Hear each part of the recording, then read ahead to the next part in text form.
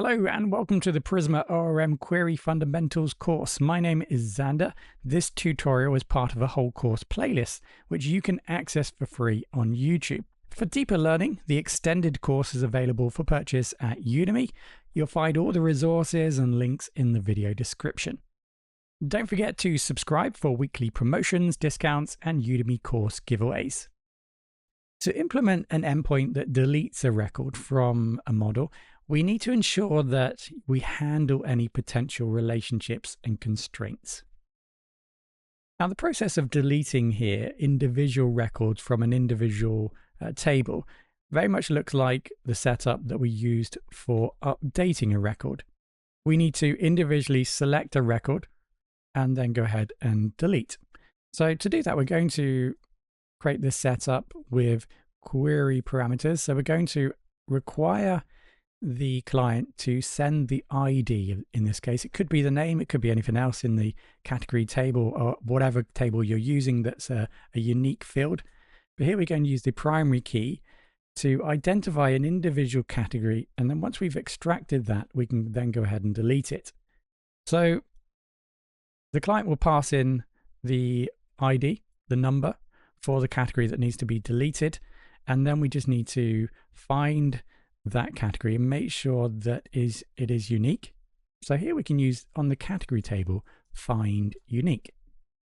I don't think I've introduced this yet. This method provided by Prisma is used to query a single record from the database that matches a unique field, like a primary key that we're using here.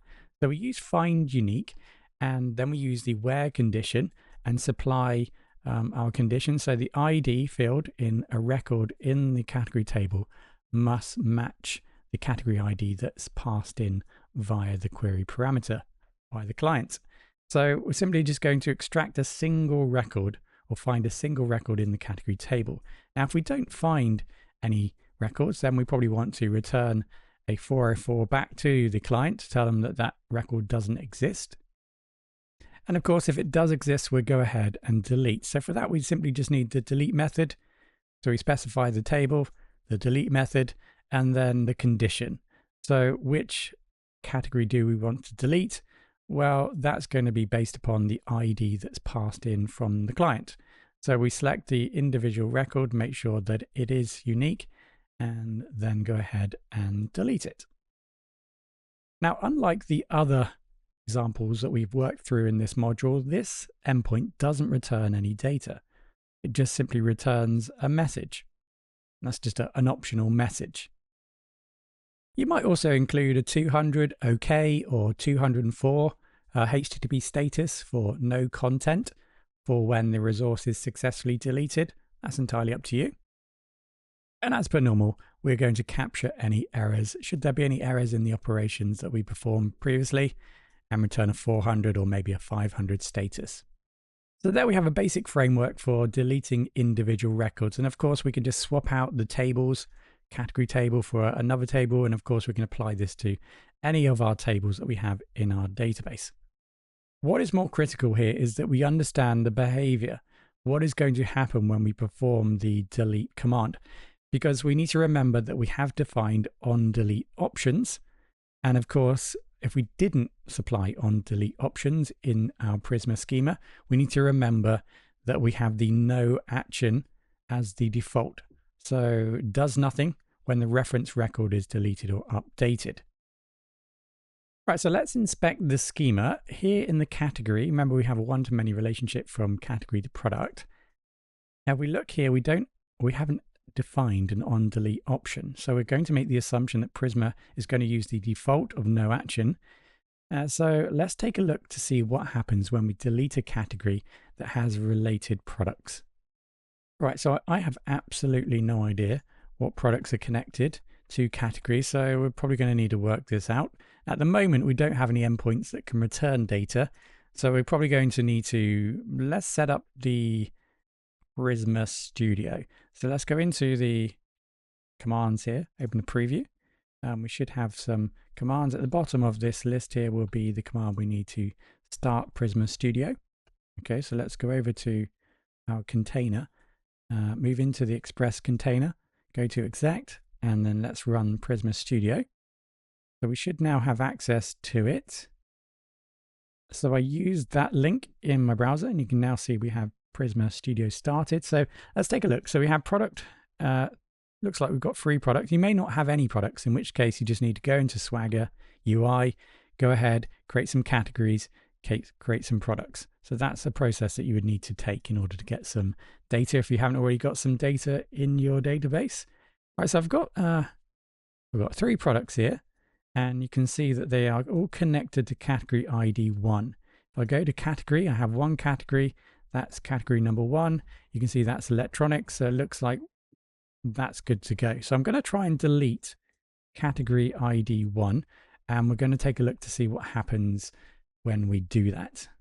Right, so back in my container here, I just Control C that to close that, so I can just run the Swagger to build my UI documentation. I'll turn back on the Prisma Studio, go into the Swagger UI. So we should now have our delete endpoint. So we know that we need to simply supply the ID number 1 because that correlates to the only category I have in the database. And we know that that's connected to 3 products. So let's take a look at the default behavior when we don't supply an onDelete parameter in our Prisma schema. Okay, so there we go. So it's an invalid request, a bad request. And the reason why it's a bad request, because remember, we do have the 3 products connected to the category. So if we were to delete these products, can you guess what's going to happen if we try to delete these products? Well, the answer to that is this is going to happen.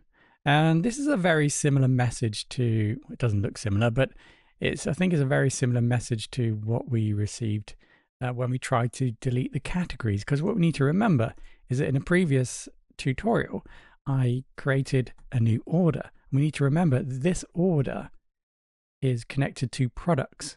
So the same problem here we have with category and products. We can't delete a category because there are products connected to it, is the same reason I can't delete the products, because order products is connected to the product.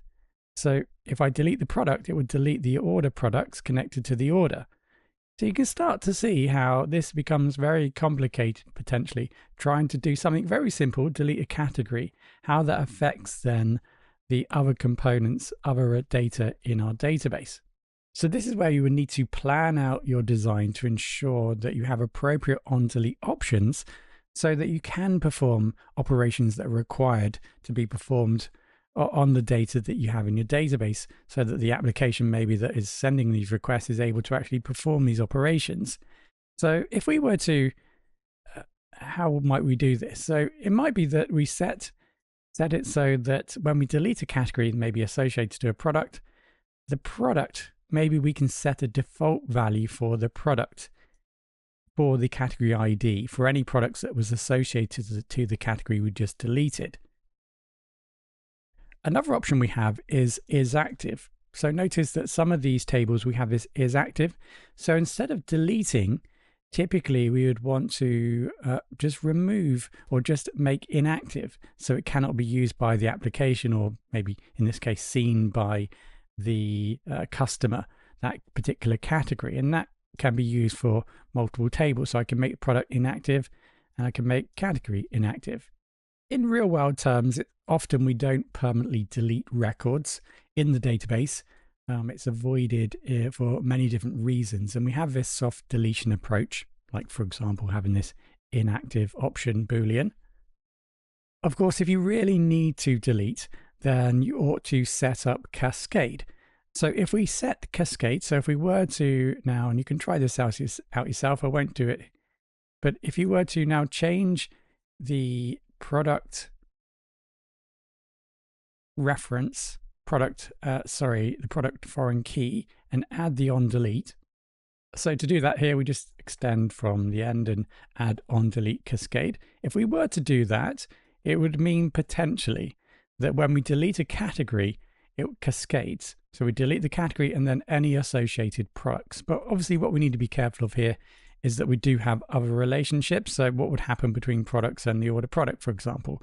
So we'd need to set the appropriate action here on the foreign keys.